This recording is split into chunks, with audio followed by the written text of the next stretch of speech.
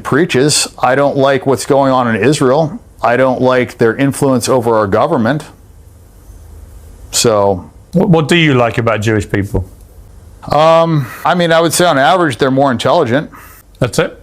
I mean, I don't have too many. I mean, look, you know, there's 2 billion Muslims, but everybody wants to, you know, promote this anti-Muslim, this hatred for Muslim, like they're all, you know, these terrorists. And I think the Israelis are the terrorists.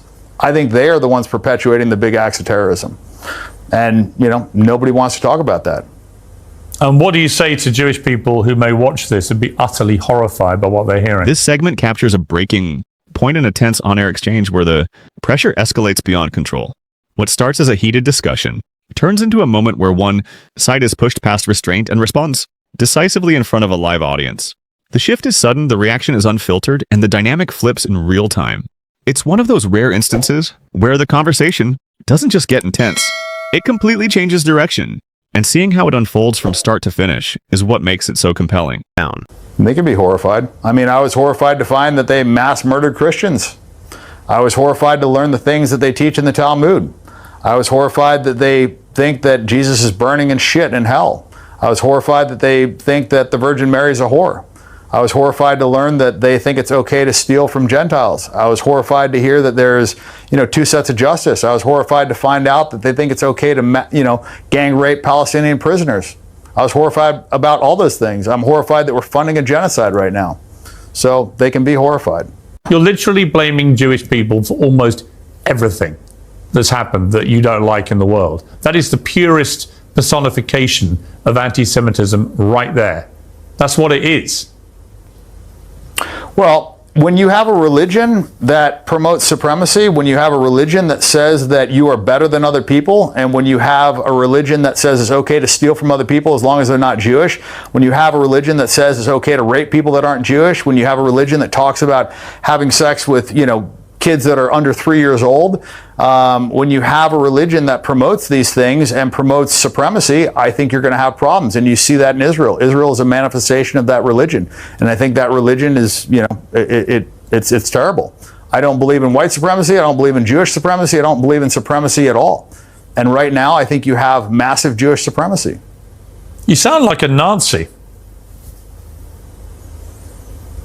I mean, why do you say that? That's literally what Nazis would have said in World War II. They would have literally articulated their hatred of Jewish people and the reasons why in exactly the way you've just done.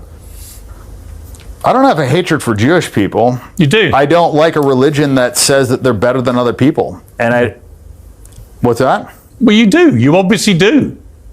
It's blatant. No one watching this will draw any other conclusion. I'm staggered about how brazen you've been.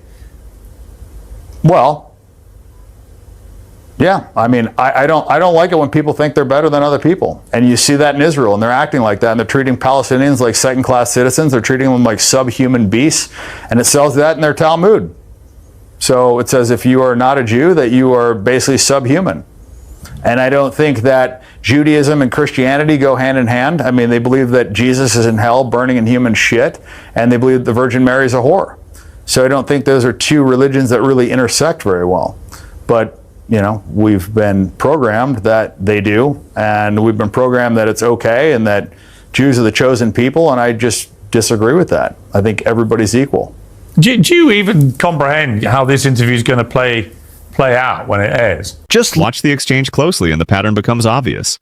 Whenever the conversation shifts toward the humanitarian toll, the scale of loss, the civilians caught in it, the suffering on the ground, the focus gets redirected almost immediately. Instead of engaging with those points, the response consistently moves away from them, dismissing or sidestepping the reality being raised. Meanwhile, the argument, being presented as grounded in highlighting what's happening in real terms, destruction, contradictions, in the broader context of the situation. But rather than confronting those claims directly, the priority appears to be containing the narrative, steering the discussion elsewhere, and preventing that perspective from gaining traction. What you're left with is a conversation that feels less like a balanced examination and more like a controlled narrative, where certain realities are minimized instead of addressed. Yeah, I'm sure it'll be bad. But, you know, my opinion is not politically correct, but I believe that is the truth. You're living in Qatar now. Well, that's where I'm at right now. I'm not living here, but visiting.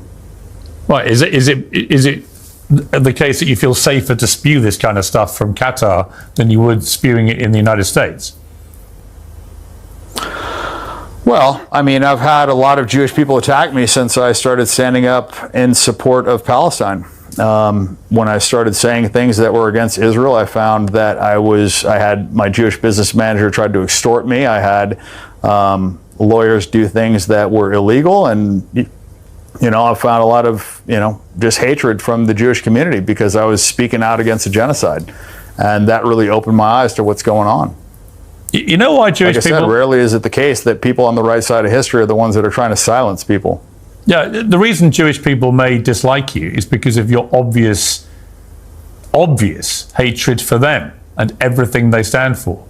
I mean, you've literally spent the last 20 minutes on an anti-Semitic rant that makes Kanye look like a choir boy. I'm staggered, but also bemused as to what you think you'll gain from this, other than you're just laying bare your anti-Semitism for everyone to see. I don't think I'm going to gain anything. I think it'll be horrible for me. But it's what I believe. I don't think that Jews like Christians, and you see it when they killed them during the Holodomor, the Bolshevik genocide. I mean, the Bolsheviks, the leadership was... From what's shown, Dan Bilzerian steps into the conversation and immediately centers it on what he sees as a large-scale humanitarian crisis, openly criticizing the imbalance in how suffering is acknowledged and how accountability is applied.